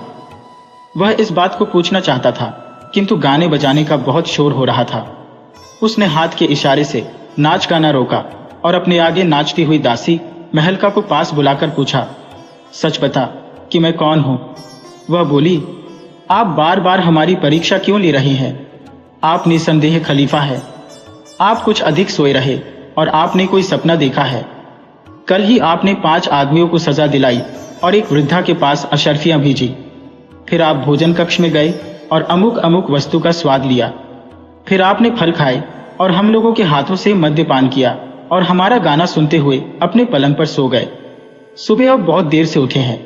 अन्य दासियों और ख्वाजा सराओं ने भी महलका की बात का समर्थन किया और सबके सब कहने लगे, अब आप उठे, नमाज का समय अभी नहीं बीता है। नमाज पढ़ें और दरबार करें। अबुल हसन ने दासियों से कहा, तुम सब झूठी और मक्कार हो। तुम्हें भगवान ने रूप और कलाई तो प्रदान की है, किंतु तुम में झूठ बोलने की आदत भी डाल दी है। तुम मुझे फिर बहकाने आई हो। पहले भी मैंने ऐसा ही सपना देखा था। उसका असर ऐसा हुआ कि मेरा बड़ा अपमान हुआ और मुझे रोज 50 कोड़े कई सप्ताह तक खाने पड़े। मेरी पीठ की खाल उधड़ गई और मेरी बाहों और पीठ पर मार के काले नीले निशान पड़ गए। महलका ने जवाब दिया, सरकार, यह आपका भ्रम है। आपको सजा देने वाला और मारने वाला दुनिया में कहाँ है? आपने स्वप्न मात्र देखा है। आप कहीं बाहर गए ही नहीं, रात भर इस कक्ष में सोते रहे हैं। हाँ, आज सुबह आपकी आंखें देर में जरूर खुली हैं। अबुल हसन ने सिर थाम कर कहा, शायद तू ठीक कहती है। जब मैं इस महल से बाहर ही नहीं निकला तो यह सब सपना ही होगा। किंतु उसका संदेह नहीं गया। वह सोचता रहा कि वास्तविकता क्या है, मैं खलीफा हूँ या अबुल हसन? मैं मार खाने को सपना समझूं या इस सब को जो मैं देख रहा हूँ? फिर उसने ऊपर के कपड़े उतारे और अपनी बाहों पर पड़े मार के निशान देखे। उसने दासियों को यह निशान दिखाकर कहा, धूर्तो, देखो, कहीं सोए हुए आदमी के बदन पर ऐसे मार के निशान पड़ते हैं जिन्हें दबाने से दर्द हो। अब तो यह निश्चित हो गया कि मैं खलीफा अलीफा नहीं, केवल गरीब अबुल हसन हूँ। कोई विश्वास नहीं कर सकता कि किसी पर सपने में मार पड़े और उसके शरीर पर मार के वास्तविक निशान पड़ जाए। फिर भी उसे वर्तमान दृश्यों के स्वप्न होने को सिद्ध करना था। उसने एक दासी से कहा, तू मेरी उंगली में काट खा। खलीफा के इशारे से दासी ने उसकी उंगली में जोर से दांत करा दिए। अबुल हसन ने चीख कर उंगली खींची। इसके साथ ही जोर से बाजे बजने लगे। अबुल हसन के मस्तिष्क ने इतने सोच विचार और इतने उलझन के बाद काम करना बंद कर दिया था। उसने कुर्ता भी नहीं पहना और जब दासियों ने गाने के साथ नाच शुरू कर दिया तो वह उठकर सिर्फ पजामा पहने हुए उनके साथ नाचने लगा। वह बराबर ताली बजा रहा था और नृत्य की भंगिमाओं में कभी इधर झुकता था, कभी उधर, और बराबर थिरक रहा था। कभी वह इतना झुकता कि दोहरा सा होता जाता, कभी पीछे की तरफ झुक जाता। संक्षेप में यही कहना चाहिए कि कोई मस्खरापन ऐसा नहीं बचा जो अबुल हसन ने नाचती और हंसती दासियों के आगे न किया हो। खलीफा अब हंसी न रोक सका, लेकिन अबुल हसन अपनी धुन में वह हंसी न सुन पाया। कुछ देर हंसने के बाद खलीफा ने पुकार कर कहा, बंद कर अबुल हसन, क्या तू हंसाते हंसाते मुझे मार ही डालना चाहता है? खलीफा के बोलते ही नाच गाना और बाजे बंद हो गए। अबुल हसन भी नाच रोक कर देखने लगा कि आवाज किस ओर से आई और किसने मुझे नाम लेकर पुकारा। खलीफा को देखकर उसने कहा, अच्छा, तो आप ही व्यापारी बने हुए थे। फिर वह अपनी दशा देखकर कुछ लज्जित हुआ और उसे लगा कि खलीफा ने उसके साथ मजाक किया है। फिर उसने कहा, सरकार, आप ही तो 2 बार मूसल के व्यापारी बनकर आए थे और आप ही के कारण मुझ पर हफ्तों मार पड़ी। खलीफा ने कहा, तुम ठीक कहते हो, किंतु अब मैं तुम्हारे साथ इतनी भलाई करूंगा कि सभी पहले वाले कष्ट भूल जाओगे। यह कहकर खलीफा ने आदेश दिया कि अबुल हसन को दरबारियों जैसे वस्त्र पहनाए जाएं। अबुल हसन ने कहा, सरकार, यह तो बताइए कि मेरे साथ यह सलूक क्यों किया गया? खलीफा ने कहा, देखो, मैं हर महीने की पहली तारीख को वेश बदलकर प्रजा के बीच जाता हूँ। महीने भर पहले तुमने मेरा अच्छा आतिथ्य सत्कार किया और तभी तुमने कहा कि अगर एक दिन को खलीफा बन जाऊं तो मुअज्जिन और उसके साथियों को कोड़े लगवाऊं। इसलिए मैं तुम्हें बेहोश करके यहाँ ले आया और एक दिन के लिए खलीफा बना दिया, किंतु इससे तुम वाकई अपने को खलीफा समझने लगे और सबसे मारपीट करने लगे। तभी तुम्हें हफ्तों मार पड़ी। कल रात को फिर मैं तुम्हारे घर से तुम्हें बेहोश करके ले आया कि तुम कुछ और तमाशा दिखाओ। अबुल हसन ने कहा, पृथ्वी पालक, अब मुझे कोई शिकायत नहीं है। यदि आपके मनोरंजन के लिए मुझ पर मार पड़े तो मैं इसे अपना सौभाग्य समझूंगा, किंतु आपसे एक निवेदन करना चाहता हूँ। मुझे अनुमति दीजिए कि मैं आपका सेवक बनकर रहूं। हमेशा मुझे आपके पास आने की अनुमति हो। खलीफा ने कहा, मैंने तुम्हारी प्रार्थना स्वीकार कर ली। तुम जब चाहो मेरे पास आ सकते हो, तुम्हें कोई नहीं रोकेगा। यह कहकर खलीफा ने उसे दरबार की नौकरी दे दी और उसका मासिक वेतन 1000 अशरफी नियत कर दिया। जब खलीफा दरबार को गया तो अबुल हसन अपनी माँ के पास गया। उसने बताया कि मैंने पहले भी कोई स्वप्न नहीं देखा था, बल्कि खलीफा ने अपने मनोरंजन के लिए मेरे साथ ये किया और अब 1000 अशरफी मासिक पर मुझे अपना दरबारी बनाया है। यह समाचार उसके पड़ोस ही में नहीं, सारे नगर में फैल गया। उस दिन से अबुल हसन रोज दरबार में जाया करता और अपनी बकवास और मस्खरेपन से खलीफा का जी बहलाया करता। एक दिन खलीफा ने उसे महल में जाकर मलिका जुबैदा से मिलाया और फिर वह अक्सर मलिका के पास भी आने जाने लगा। एक दिन मलिका जुबैदा ने खलीफा से कहा, यह अक्सर महजबीन नाम की दासी को बड़े प्यार से देखा करता है और वह भी इससे राजी मालूम होती है। कहिए तो दोनों का विवाह करवा दे। खलीफा ने कहा, यह तो तुमने मेरे मन की बात कह दी। मैंने इससे वादा भी किया था कि तुम्हें मनचाही स्त्री दूंगा, किंतु अभी तक यह न जान पाया कि इसे कौन स्त्री पसंद है। फलतः अबुल हसन का महजबीन से विवाह कर दिया गया। महजबीन मलिका जुबैदा की प्रिय दासी थी, इसलिए उसने खूब दहेज महजबीन को दिया। खलीफा ने भी अबुल हसन की शादी पर खूब धूमधाम की। अबुल हसन अपनी पत्नी को खलीफा के दिए हुए मकान में ले गया। दोनों ने कई रोज तक वहां अपने तौर पर खूब जश्न किया। फिर दोनों पति पत्नी आराम से रहने लगे। वे सिर्फ उसी समय एक दूसरे से अलग होते जब अबुल हसन दरबार में जाता और महजबीन मलिका जुबैदा के पास उसकी संगिनी बनकर जाती। अबुल हसन महजबीन के सानिध्य में इतना मस्त हो गया कि उसे खर्च की कोई परवाह न रही। दोनों अच्छे से अच्छे कपड़े पहनते, बढ़िया भोजन करते और शराब पीते, और दास दासियों और ख्वाजासराओं को जो उनके घर आया करते थे बगैर खिलाए पिलाए नहीं आने देते थे, और साथ ही उन्हें वापसी में उत्तमोत्तम वस्त्र और अच्छा इनाम देते। वे तरह तरह के मूल्यवान मेवे, अचार, मुरब्बे आदि प्रयोग करते और खाते समय गायन वादन आदि का भी प्रबंध करते थे। इस प्रकार उन्होंने अमीर उमरा की तरह रहना शुरू किया, यद्यपि उनकी आय इतनी न थी। रसोइयों और सेवकों ने उनका यह हाल देखा तो खुद भी लूट शुरू कर दी। एक दिन रसोइये ने आकर खर्च का हिसाब दिखा कि इतना बनियों का उधार हो गया है। कुछ देर में तोशखाने के अध्यक्ष ने बताया कि बजाजों से इतने इतने के कपड़े उधार लिए गए हैं। अबुल हसन और महजबीन ने अपने पास का सारा नकद रुपया दे दिया, फिर भी बहुत सा कर्ज बाकी रहा। अबुल हसन ने खलीफा से वादा किया था कि वेतन के अलावा कुछ नहीं मांगूंगा। शादी में जो मिला था वह उसने मां को दे दिया था, वह कहीं से कुछ नहीं मांग सकता था। महजबीन भी जुबैदा से इतना ले चुकी थी कि उसे और कुछ मानने की हिम्मत नहीं हुई। अबुल हसन ने महजबीन से कहा, यह तो बड़ी मुसीबत है, इससे छुटकारे की एक ही तरकीब समझ में आती है। तुम तरकीब बताओ, लेकिन तरकीब में पूरी सफलता निश्चित होनी चाहिए।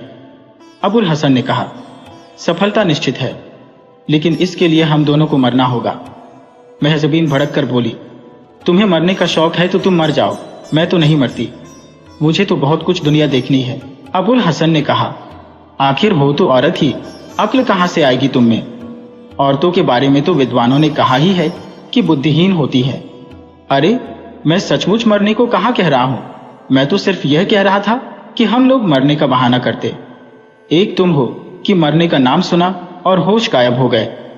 महजबीन ने कहा कि अगर बहाना ही बनाना है तो मैं तैयार हूं, लेकिन तुम मुझे पूरी योजना बताओ कि मैं उस पर कार्य कर सकूं। अबुल हसन ने कहा, मैं दालान में पश्चिम की ओर पांव करके लेट जाऊंगा। तुम मेरे सिर पर एक पगड़ी रख देना और मेरे शरीर पर सफेद चादर डाल देना। फिर कपड़े फाड़कर बाल बिखराकर विलाप करते हुए जुबैदा के पास जाना। वह जरूर तुम्हें कुछ धन दे देगी ताकि मेरा जनाजा अच्छी तरह से निकले, और वह तुम्हें भी नए थान देगी कि अपने कपड़े सिला लो। जब तुम धन लेकर महल से आना तो मैं उठ बैठूंगा और तुम लेटकर मरने का स्वांग करना। मैं तुम पर सफेद चादर डालकर, कपड़े फाड़कर, बाल बिखराकर खलीफा के पास जाऊंगा और तुम्हारे मरने की सूचना दूंगा। आशा है कि जुबैदा जितना देगी खलीफा उससे अधिक देगा। महजबीन ने कहा, यह योजना बहुत अच्छी है, वे लोग निस्संदेह हमारी अच्छी मदद करेंगे। हमने होशियारी और पूरे सहयोग के साथ काम किया तो जरूर फायदा होगा। अतः अबुल हसन पश्चिम की ओर पांव करके लेट गया। उसकी पत्नी ने उसे सफेद चादर उड़ा दी और उसके मुंह पर मलमल का कपड़ा डालकर पगड़ी रख दी ताकि उसकी सांस न रुके। फिर अपने सिर का कपड़ा फाड़कर बाल बिखराकर विलाप करने लगी और ऐसी ही हालत में जुबैदा के महल में गई और उसे अबुल हसन की मौत की खबर दी। जुबैदा तथा अन्य दासियों को यह सुनकर बहुत अफसोस हुआ। महजबीन जुबैदा की चहेती दासी रह चुकी थी। उसने महजबीन को 1000 अशरफिया और कमख्वाब का एक भारी थान दिया और कहा कि थान को कफन के काम में लाना और अशरफियों से अंतिम संस्कार करना। महजबीन अपने घर आई और उसने अशरफियों का तोड़ा और थान दिखाया। अबुल हसन इन्हें देखकर बहुत खुश हुआ और उठकर खड़ा हो गया। अब महजबीन ने कहा कि मैं मरने का स्वांग रचती हूँ और तुम जाकर खलीफा से कुछ सहायता की जुगाड़ करो। अबुल हसन ने कहा, तुम मुझे क्या सिखा रही हो? मेरी ही बताई हुई तो यह तरकीब है। मैं इन बातों में तुमसे कुछ कम चतुर नहीं हूं। तुम मुर्दा तो बनो, फिर देखो कि मैं कितना बढ़िया नाटक करता हूं। अब महजबीन पश्चिम की ओर पांव करके लेट गई और अबुल हसन रोता पीटता दरबार की ओर चला गया। दरबार में जाकर उसने इतने ऊंचे स्वर में विलाप किया कि वहां के सारे कामकाज रुक गए और सब लोग उसकी ओर देखने लगे। खलीफा ने पूछा, अबुल हसन, तुम्हें क्या हुआ है? क्यों इस तरह रो रहे हो? उसने कहा, सरकार, मैं तो लुट गया। आपने जिस सुंदरी महजबीन से मेरी शादी कराई थी वह भगवान को प्यारी हो गई। अब मैं क्या करूं सरकार? खलीफा को उसका दुख देखकर बड़ा खेद हुआ और उसके चेहरे पर दुख के चिन्ह प्रकट हुए। ये देखकर खुशामदी दरबारियों ने भी हाय हाय करनी शुरू कर दी। खलीफा ने भी 1000 अशरफिया और भारी कमख्वाब का थान देकर उसे विदा किया। उसने घर जाकर यह चीजें महजबीन को दिखाई तो महजबीन भी बहुत खुश हुई। उधर खलीफा को महजबीन के मरने का इतना अफसोस हुआ कि वह दरबार का काम जल्दी निपटाकर महल में आया और बेगम को शोकमग्न देखकर दिलासा देने लगा। भगवान की इच्छा के आगे किसी का वश नहीं है। अब तुम महजबीन को भूल जाओ, वह वापस नहीं आ सकती। जुबैदा ने कहा, आप क्या कह रहे हैं? महजबीन नहीं बल्कि अबुल हसन मरा है। मैं तो महजबीन के वैधव्य से दुखी थी। खलीफा ने हंसकर मसरूर से कहा, देखो बेगम, जैसी समझदार औरत ऐसी पागलपन की बात कर रही है। मरी है महजबीन और यह कह रही है कि अबुल हसन मरा है। अरे बेगम साहबा, अबुल हसन के मरने का रंज न करो, वह तो मरा ही नहीं है। तुम अगर अपनी पुरानी और प्रिय दासी की मृत्यु का शोक करो तो समझ में आने वाली बात है और स्वाभाविक भी है। अबुल हसन हट्टा कट्टा है। अभी कुछ ही देर पहले वह अपनी स्त्री की मौत पर रोता बिलखता दरबार में आया था। सभी लोगों ने उसे देखा। यह मसरूर भी उस समय मौजूद था। यह भी मेरी बात की पुष्टि करेगा।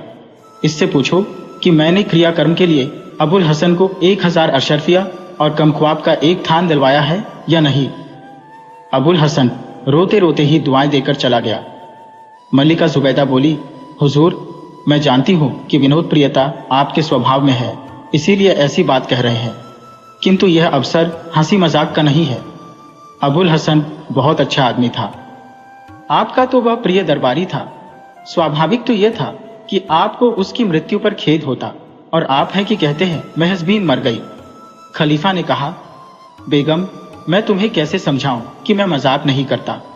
यह वास्तविकता है कि अबुल हसन जीता है और महजबीन की मृत्यु हो गई है।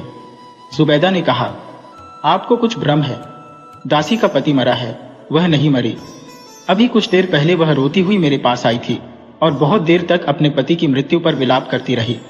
उसकी दशा देखकर यह सब दासियां रोने लगी, बल्कि मुझे भी रोना आ गया। आप इन सब से पूछ सकते हैं कि यह बात ठीक है या नहीं। मैंने महजबीन को मृतक का संस्कार करने के लिए 1000 अशरफिया और कमख्वाब का एक थान दिया है। मैं तो आपके पास अबुल हसन के मरने की खबर भिजवाने वाली थी। दोनों देर तक इसी तरह तकरार करते रहे। अंत में तंग आकर खलीफा ने मसरूर से कहा, मैं जानता हूं कि महजबीन मरी है, फिर भी यह बहस खत्म होनी चाहिए। तुम जाकर अपनी आंखों देखकर आओ कि महजबीन मरी है या नहीं। मसरूर के जाने के बाद भी खलीफा और जुबैदा में बहस होती रही। दोनों अपनी अपनी बात पर अड़े थे। खलीफा ने कहा, इसी बात पर हम दोनों में बाजी लग जाए। अगर अबुल हसन के मरने की तुम्हारी बात सच निकले तो मैं फला बात तुम्हारे नाम कर दूंगा, और अगर महजबीन की मौत की मेरी बात सच निकली तो मैं तुम्हारा कठपुतलियों वाला महल ले लूंगा। जुबैदा ने कहा कि मुझे यह शर्त मंजूर है। वे दोनों मसरूर की वापसी की प्रतीक्षा करने लगे। अबुल हसन को यह तो मालूम ही था कि इस बात को लेकर खलीफा और मल्लिका जुबैदा में तकरार हो जाएगी और वास्तविकता की जांच कराई जाएगी, इसलिए वह होशियार था। उसने अपना दरवाजा बंद कर रखा था, लेकिन एक छेद से अपने घर की ओर आने वालों को देख रहा था। जब उसने मसरूर को सीधा अपने घर की ओर आते देखा तो समझ गया कि यह खलीफा का भेजा हुआ आ रहा है। उसने महजबीन से कहा, जल्दी से एक बार फिर मरने का नाटक करो। महजबीन पश्चिम की ओर पांव करके लेट गई और अबुल हसन ने उस पर खलीफा का दिया हुआ कमख्वाब का थान डाल दिया और दरवाजा खोलकर उसके सिरहाने अपनी आंखों पर रुमाल रखकर बैठ गया। मसरूर आया और जब उसने अबुल हसन को मातम करते देखा तो उसे संतोष हुआ कि खलीफा बेगम के सामने अपनी बात सिद्ध कर देगा। अबुल हसन उठा और आदरपूर्वक उसके हाथ चूमकर कहने लगा, आप देख रहे हैं कि मुझ पर कैसा पहाड़ टूटा है। महजबीन जैसी स्त्री मुझे कहाँ मिलेगी? आप तो खुद उसे अच्छी तरह जानते थे। मसरूर की आंखों में भी आंसू आ गए। उसने महजबीन के सिर की ओर का कफन उठाकर उसका मुख देखा। महजबीन ने सांस रोक ली। मसरूर ने उसका मुंह फिर ढककर कहा, भाई, भगवान की मर्जी में कौन दखल दे सकता है। महजबीन को मैं अपनी बहन की तरह चाहता था और मुझे उसकी मृत्यु पर बड़ा दुख है। कुछ देर बाद वह बोला, स्त्रियों में बुद्धि नहीं होती। अब यह देखो कि मल्लिका जुबैदा जैसी औरत इस बात पर अड़ी हुई है कि तुम मरे हो, महजबीन जीवित है। वह देर से इस बात पर खलीफा से झाई झाई कर रही है। मैं तो जानता ही था कि महजबीन मरी है, क्योंकि मेरे सामने तुम दरबार में रोती पीटते आए थे और मैंने इस बात को कहा भी। लेकिन जुबैदा फिर भी अपनी बात पर अड़ी रही तो खलीफा ने मुझे भेजा कि तथ्य का पता लगाऊं। अब मैंने जो देखा है वह कहूंगा और खलीफा को सच्चा साबित करूंगा। अबुल हसन बोला, खलीफा को भगवान चिरायु करे, उनकी मुझ पर बड़ी कृपा रही है। उनकी बात सही साबित करने को मैं खुद ही महल में जाता, किंतु बार बार मुर्दे को घर में छोड़कर कहां जाऊं। मसरूर ने कहा, तुम्हें खलीफा के पास जाने की जरूरत नहीं है। महजबीन का मुर्दा चेहरा मैंने खुद देखा है और यही कहूंगा। अगर मुझे खलीफा को इस मामले की आंखों देखी सूचना न देनी होती तो मैं स्वयं यहां बैठता और तुम्हारे दुख में सम्मिलित होता, लेकिन मजबूरी है, मैं अब चलता हूं।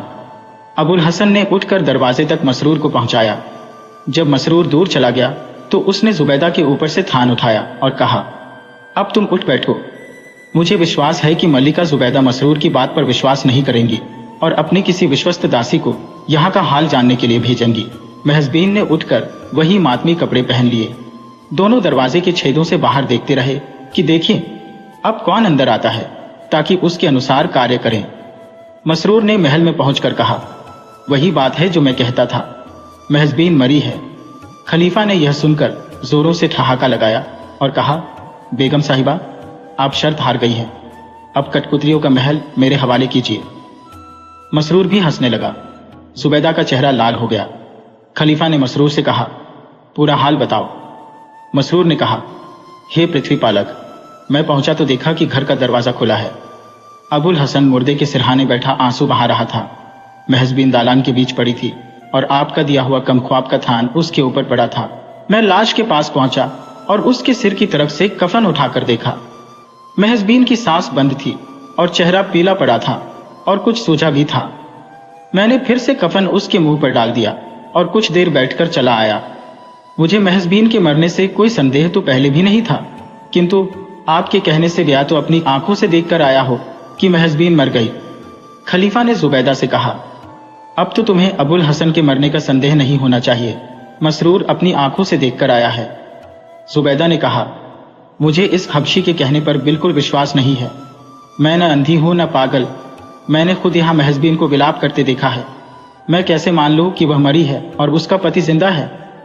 मसरूर बोला, मालिक, मैं खलीफा और आप दोनों ही की कसम खाकर कहता हूं कि मैंने जो कुछ कहा है सच कहा है। जुबैदा ने दांत पीसकर कहा, मसरूर मियां, मैं तुम्हारा झूठ साबित करूंगी, अपनी विश्वस्त दासी को भेजकर असलियत का पता करूंगी। फिर उसने उपस्थित दासियों से पूछा, सच कहो कि खलीफा के शुभागमन के कुछ पहले कौन मेरे पास रोता और बाल नोचता आया था। उन सबों ने एक स्वर से कहा कि महजबीन आई थी। फिर जुबैदा ने अपनी भंडारिन से कहा, मेरे कहने पर तुमने किसे कमख्वाब का थान और 1000 अशरफिया दी थी? उसने कहा, महजबीन को। जुबैदा ने दांत पीसकर कहा, झूठे हबशी, अब बता कि तू क्या कहता है? ये सब दासियां क्या कह रही है? क्या यह सब झूठ है और उनके साथ मैं भी झूठी हूं? मसरूर तो जुबैदा का क्रोध देखकर चुप हो रहा, लेकिन खलीफा ने हंसकर कहा, विद्वानों ने स्त्रियों को बुद्धिहीन कहा है, सो ठीक ही कहा है। तुम यह तो देखो कि मसरूर खुद अपनी आंखों से महजबीन की लाश देखकर आया है और अबुल हसन को इसने उसके सिरहाने बैठकर रोते देखा है। अब भी तुम्हें विश्वास क्यों नहीं होता? जुबैदा ने कहा, मसरूर, पर मुझे विश्वास कैसे हो? वह तो आप किसी ही कहेगा। अनुमति हो तो मैं भी अपनी एक विश्वस्त दासी भेजकर पता लगाऊं। खलीफा ने अनुमति दे दी। उसे विश्वास था कि दासी मसरूर के वक्तव्य का समर्थन करेगी और फिर जुबैदा को विश्वास हो जाएगा। जुबैदा ने एक बूढ़ी दासी को, जिसने जुबैदा को दूध पिलाया था, अबुल हसन के घर वास्तविकता का पता लगाने के लिए भेजा और कहा, तुम आकर निर्भय हो कर जो देखा है सच सच कहना, मैं तुम्हें इनाम दूंगी। बुढ़िया जुबैदा और खलीफा को अभिवादन करके अबुल हसन के घर को चल दी। अबुल हसन दरवाजे की सेंध से देख रहा था। दूर से बुढ़िया को आते देखा तो समझ गया कि यह जुबैदा की भेजी आ रही है। उसने अपनी पत्नी से कहा, अब मैं मरने का स्वांग करता हूं और तुम मातम का स्वांग करो। वह दालान में लेट गया और महजबीन ने उसके मुंह पर पगड़ी और शरीर पर जुबैदा का दिया हुआ थान डाल दिया। जब बुढ़िया दासी उनके घर पहुंची तो उसने दरवाजा खुला पाया और देखा कि महजबीन उसी प्रकार बाल बिखराए, कपड़े फाड़े, छाती पीटते हुए महाविलाप कर रही है। बुढ़िया ने उससे कहा कि मैं तुम्हारे मातम में शरीक नहीं हो सकूंगी, क्योंकि मुझे दूसरे काम को भेजा गया है। महजबीन ने उसकी बात अनसुनी कर दी, जैसे बहुत दुख में हो, और बोली, हाय अम्मा, मेरा दुर्भाग्य तो देखो। खलीफा और मलिका ने कितने चाव से हमारा विवाह कराया था, लेकिन मेरा सुहाग 2 दिन भी नहीं रहा। फिर वह छाती पीटकर चिल्लाने लगी, अबुल हसन, तुम मुझे छोड़कर कहाँ चले गए? तुम्हारे बगैर मैं क्या करूंगी? मुझे किसके सहारे छोड़े जा रहे हो? बूढ़ी दासी ने देखा कि यहाँ तो जो कुछ है वह मसरूर के कथन से उलटा है। उसने कहा, खुदा की मार पड़े उस मुए मसरूर पर। उसने झूठ बोलकर खलीफा और बीबी में झगड़ा दिलवा दिया। फिर उसने मेहजबीन से कहा, बेटी, तुमने और कुछ सुना है? वह नालायक हबशी मसरूर खलीफा से क्या कह रहा था? उसने कहा कि तुम, भगवान न करे, मर गई हो और अबुल हसन तुम्हारी लाश के सिरहाने बैठकर आंसू बहा रहा है। इस बात पर जुबैदा बीबी क्रुद्ध हुई और उन्होंने मुझे यहां भेजा। महजबीन रोकर बोली, अम्मा, काश मसरूर का कहा हुआ सच होता। रंडा पे से तो मौत कही अच्छी है। हाय, अब मेरे जीवन में भी क्या रखा है? यह कहकर वह फिर बुक्का फाड़कर रोने लगी। बुढ़िया भी उसके साथ मिलकर रोने लगी। इसी विलाप के बीच उसने चतुरता से अबुल हसन के मुंह से पगड़ी उठाकर मुंह देखा और रोती हुई बोली, अबुल हसन, भगवान तुझे स्वर्ग भेजे और तेरी आत्मा को शांति दे। तू कितना भला आदमी था। फिर महजबीन से कहने लगी, अच्छा बेटी, खुदा हाफिज। मैं तो चाहती थी तुम्हारे साथ बैठकर मातम करती रहती, किंतु कुछ ऐसी विवशता है कि तुम्हारे यहां अधिक नहीं ठहर सकूंगी। जुबैदा बीबी मेरी राह देख रही होंगी। इस झूठे मसरूर ने उन्हें नाराज कर रखा है।